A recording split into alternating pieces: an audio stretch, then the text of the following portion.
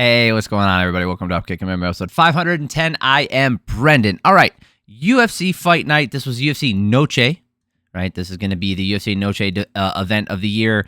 Diego Lopes versus Jean Silva. Another night where the fighting nerds, I don't know if it's mystique or their aura, whatever word the kids are using these days, just takes another hit. Anyway, decent night of fights. There were some less than interesting ones. We'll go through those on the main card here. We're going to talk about some scores, talk about some finishes, do all that. If you like this kind of thing, subscribe to the channel. That when the next video is coming out, I'd really appreciate it. Let's get right into the main event. Diego Lopes taking on Jean Silva, getting the finish in the second round here. First of all, this fight was fun to watch. Right, this night, like I said at the top of this, was relatively fun to watch. I do recommend going back to watch this if you're into good fights.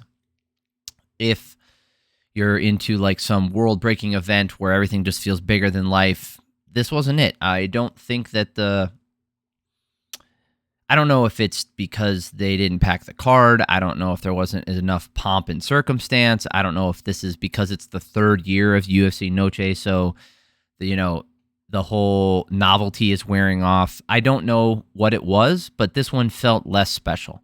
First one, obviously they packed the card with Mexican fighters, Mexican Independence Day, all that celebration stuff, did it up as far as the production. That's fine, but last year they did it in the Sphere, and that was a huge deal. The first year they had this, they did it in Mexico City, I believe. I want to say they did it in Mexico. Big deal. This one, San Antonio. Yes, large Latin population down there, or Latino population down there, but it didn't, I don't know. For me, it didn't do it. Let me know if you guys thought this, I'm not saying that the card was bad. I'm saying, did it feel special to you? Because it just didn't feel special to me. Anyway, Diego Lopes versus Jean Silva. Leg kicks were there for both guys early on. Silva was waiting to throw his stuff. He spun really early on, and Diego Lopes took advantage, got his back, and mounted him, and landed some really nasty elbows as Silva just held on for dear life. Right, he just body locked him while he was mounted, and just held on, and that kind of technique is good to stop damage from guys who are waiting to punch you, but Lopes was like, screw this, and just started elbowing the top of the head. He's like, all right, fine. And then he caused some cuts, tons of hematomas, decent contusions. It was awesome stuff. Great stuff from Lopes on top. 2 minutes of control time, lots of damage while he was down there. This whole round, I mean, when they got up, Silva, was not wanting to engage too much, but then when he did land some good shots, but he got outstruck here 43-10, clear domination. I had a 10-8 round. This round wasn't even close. Second round, Silva was landing more. Lopes would not stop moving forward, right? Silva was landing with the 2-3, the 3-2. He was landing so many good shots. He was mixing things up well, spinning, despite the damage, Lopes just kept walking forward. He just kept walking through it. It looked like, from my point of view, that either Lopes' chin was going to crack, or Silva was going to make a mistake and get taken down and dominated again. Well, he did get taken down, but he didn't get dominated. He got back up. And then Silva rushes back in, and I'm like, okay, well, this is probably going to be the start of the end for Lopes. And then Lopes on the exit lands a spinning elbow, puts Silva down, follows up with some decent ground and pound. They weren't the best shots, and gets a TKO finish. Excellent for him. I had Silva winning this round up until that point. There were only 12 seconds left in the round. I had Silva winning this round. I was ready to write it down, 19-19, or 19-18, but nope. Dude, great finish to the fight. Great performance by Lopes, staying tough in there. And then, there was a ton of blood after that elbow everywhere. And then Silva shoves the stool away, gets up, and punches Lopes in the back of the neck. Real bitch move. I don't care what kind of bad heat you have. There needs to be, There has to be consequences. I mean, Paul Daly got kicked out of the UFC for doing that.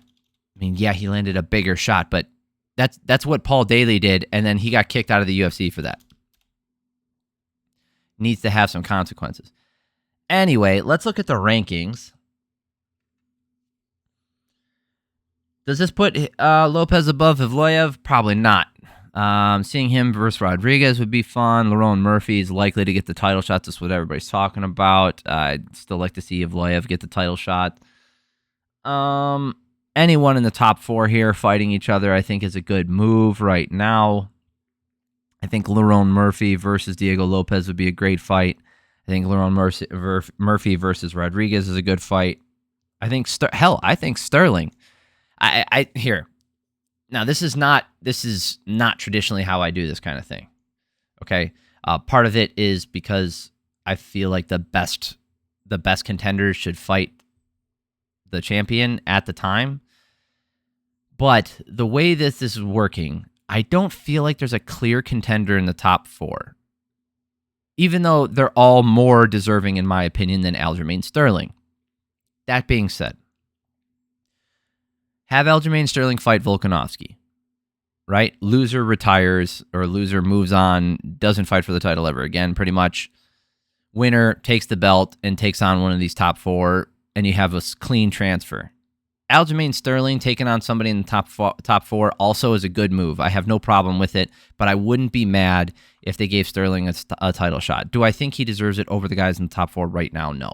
So, I don't know. It depends on how they want to do this. I wouldn't be mad if they did like a little mini thing here where they had Evloev taking on Murphy and Yair Rodriguez taking on Lopes, right? And then the clearest winner between those fights, like the most dominant one, gets a title shot. Let's just go with that. I would have no problem. Anyway, that was a fun fight. Let's talk about the co-main event, in which I mean, it was not fun. You can't run backwards. Rob Font versus David Martinez. You can't run backwards for essentially 10 minutes and then tell me it's a fun fight. It was not. Right? Martinez was backing up, circling, running away the entire time. Very uninteresting fight, and he was pot-shotting. Martinez outstruck him here, 22 to 11. You know, Font landed one big right hand here, staggered Martinez for a second, but that's just not enough to win the round. Martinez clearly wins this first round. Right? It's one of my least favorite. You know, I don't like the lay and pray, and I don't like the circle jerk that this is, right? Somebody has had to call it that before. I'll call it the circle jerk. I don't like people doing this, and it's a pure fan thing for me. Technique-wise, I get it. I understand why he was fighting from the outside, why he was circling, why he was retreating, and then essentially running away anytime a big shot landed. Totally understand all that stuff. But the fan in me, like, I want more engagement. You can still stay safe and defensively sound without disengaging completely from the fight, is what Martinez was doing. Right? You can stay on the outside without fully disengaging, but that's not what was happening here. Anyway, so I had him winning the first round 10-9. Second round, the output of Martinez slows down a little bit, but he was still running backwards. So because of that, Font was able to catch him a few times with some good shots. Still not fun to watch, but he outlanded him here 15 to 11. I had it tied 19-19 going to the third round. So I was like, depends on what we have. If it looks exactly like the second round, but then, you know, Martinez starts to turn it up. He starts to put pressure on, and then this turns into a fun fight. So this is what I'm saying. It's like this third round was a much more interesting fight to watch, but one good round does not a fight make. Anyway, I had Martinez winning 29-28. I think that's what the judges had it. All three judges saw it the same way. Genitra Camillo, Saul D'Amato, and Chris Lee all had it first and last round to Martinez. Good call. No controversy there. Rafa Garcia taking on Jared Gordon. This one was fun. Rafa Garcia just standing in the pocket. Jeff Gordon Jared Gordon, not Jeff Gordon. Not NASCAR guys. Both guys staying in tight. You know, Garcia was winning the leg kick battle early. Gordon just looked a little soft. It looked like something was wrong with him. Maybe he had a bad warm-up. Maybe he had a bad weight cut. It looked like he just wasn't in there, and he finally was able to land a good right hand follow-up and start to kind of put it together. It looked like he was in this one, but then Garcia takes him down. Garcia landed the bigger shots in this first round. The striking numbers were relatively close, 23-22 in favor of Gordon, but I had Garcia out-damaging him in this round. Second round, they trade in the middle of the cage, right? And then Gordon starts to get the better of it this time. So Garcia jumps guillotine, uses that to get on top, and then they get back up. Gordon's jabbing his face off. Gordon was getting the better of it. And, Garcia will clinch and try to stay safe, but every time they start going back and forth, Gordon was getting the better of it in this round, and Garcia looked to be more tired. It looked like the third round was going to be Gordon's round. Gordon still got outstruck here 33-31, but he did more damage in the second round for sure, so I had 19-19.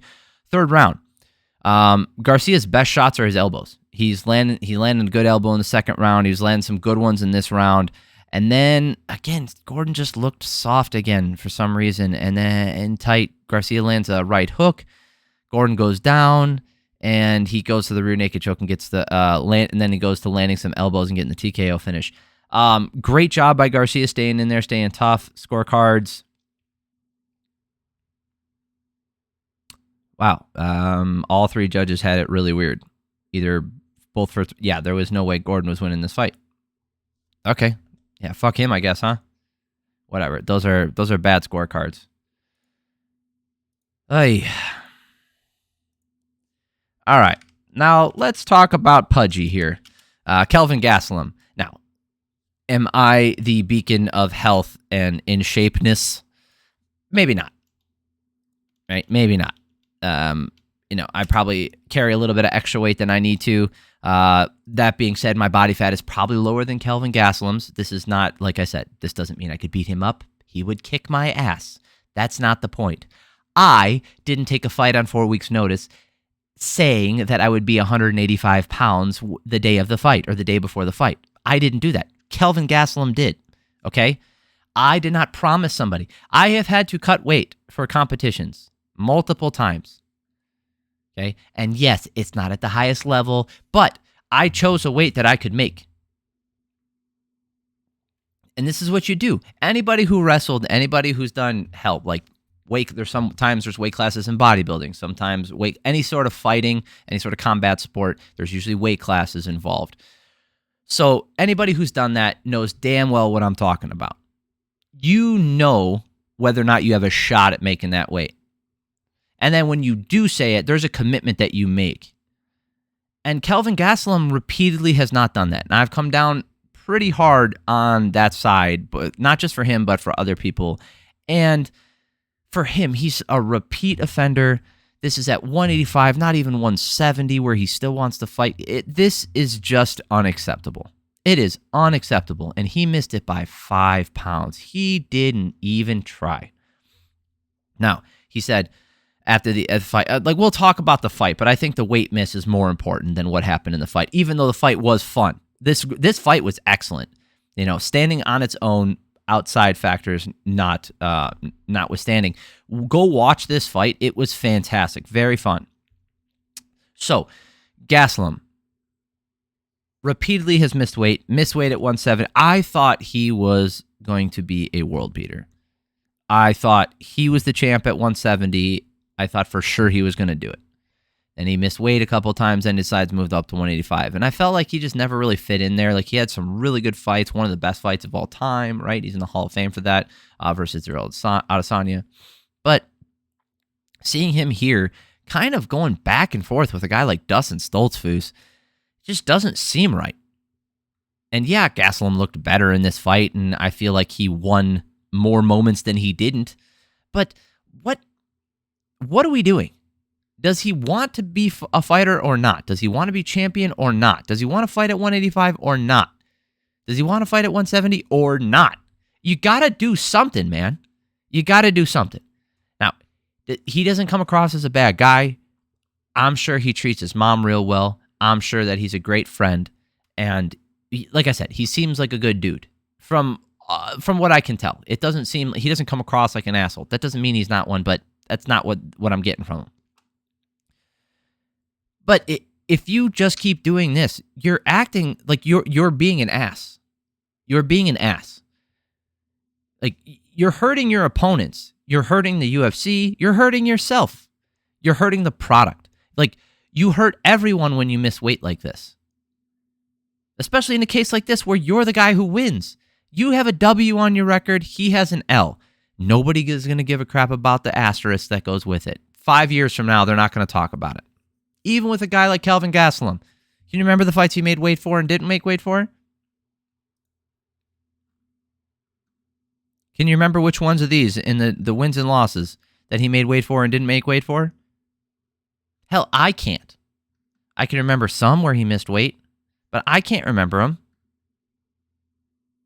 So, like, what are we doing? What are we doing? The UFC has to do something about this. 35% of his purse was not enough. All right. Gastelum with the pressure, going to the body well with that lead hook and the straight. Stoltzfus' hands are just much slower. But he was using his kicks really well. Gastelum was taking advantage of the slow hands. And like I said at the top, it was just crazy seeing him basically go 1-for-1 or stay even with Stoltzfus. Stoltzfus gets a double leg from in tight, goes for the guillotine. Weird back take, back up. You know, I felt like Stoltzfus landed the better shots in this round. He landed more of them, 24-14. I had him winning 10-9. Second round, Gastelum starts around with the left hand. A clean, like really clean. And Stoltzfus gets staggered more than once. He just can't stop the pressure from Gastelum. He gets rocked multiple times, clean left hand a couple times, drops him. He went for a guillotine for some reason. And then Stoltzfus got on top to save himself, but clearly this round went to Gastelum, so I had it 19-19. Stoltzfus had a good end to the round, but not his round. Last round, Stoltzfus having a good round for the first half, avoiding the big damage, countering well, but eventually just, with 90 seconds left, it looked like Gastelum. It looked like Gastelum landed more, right down the stretch. He landed the bigger shots. The striking numbers were dead even, 20-20, but it looked like Gastelum's had more of an impact. He was the one pressing forward. I gave it to him 29-28. Scorecards. Chris Lee just decided, fuck Stoltzfus. That's not happening. Jeff Rexford and Janitra Camijo probably have the right scorecard. Chris Lee, I don't know what the fuck he was watching. Anyway. Oh, man. We got 2 more fights to go into here. Okay. Let's get going. Diego Ferreira taking on Alexander Hernandez. Nice little eye poke in this. There was a couple fouls. This wasn't the cleanest night of fights. This was one of those. Yeah, man. Alexander Hernandez doing what he usually does, staying really active on the outside, staying really mobile, not landing a ton of combinations, just darting in and out. Ferreira will not stop with his pressure. Ferreira probably landed the better shots in this first round, even though the striking numbers went in favor of Hernandez, 12-11. I just felt like Ferreira landed the better shots, right? Hernandez didn't do enough with darting in and darting out. Now, looking at the head strikes, though, Hernandez landed 7. Ferreira only landed 3. I don't know. You might be able to give it. When I was watching this live, it did not seem like the damage went to Hernandez. Second round, Hernandez pokes him in the eye pretty good on an exit. Ferreira landed some nasty body kicks, forcing Hernandez really to want to enter in quick and exit fast. Like he was making Hernandez not want to stay in the pocket at all. Hernandez was losing this one, going 1-for-1 because he's just not landing hard, right? He's going 1-for-1 with Ferreira and just not landing hard. And then he lands a big right hand, drops Diego, follows up, puts him out multiple times with the ground and pound. Probably a late stoppage. But looking back at it, when you watch it, like it looked worse live than it was. Ferreira was still conscious during those. I thought he put him out multiple times. But great win for Hernandez. That's 2 in a row. Was he ranked number 9 before this? No. He wasn't in the rankings, was he? No, he wasn't. And he called out Michael Chandler, who's ranked number 12. So that's a good call out. Get him back into the rankings where he was before. That's a good call out. All right, Quang Lee taking on Santiago Luna.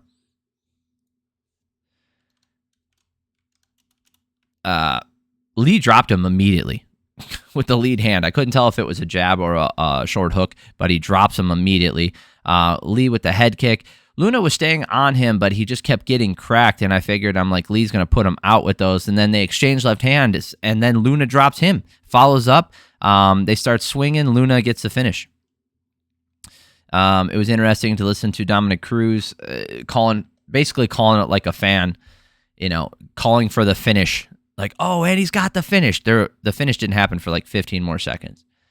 It's like, he did the same thing in another fight on the prelims. I don't remember who, and that person ended up losing. So it was just interesting to hear Dominic Cruz. He's very biased. Like, I've known this for a long time, but I do like his breakdowns, like when he's doing commentary. So I look past a lot of it, but this one was very obvious. Anyway, good performance by Santiago Luna. That is it for the main card. That's it for UFC Noche. I'm going to break down the prelims in the next video. Appreciate y'all for stopping by. Subscribe to the channel if you like this kind of thing. That way, the next video is coming out. Have an amazing week. Love y'all. Peace.